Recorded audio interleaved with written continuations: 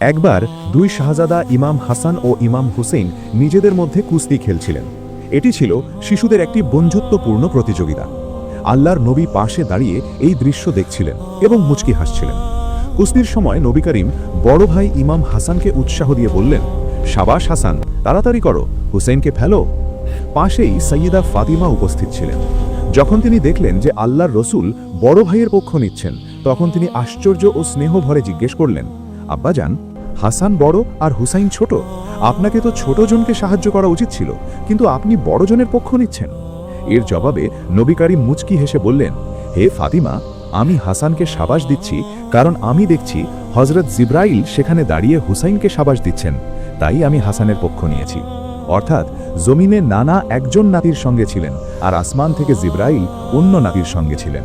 Channel subscribe করে কমেন্টে লিখুন মাশাআল্লাহ।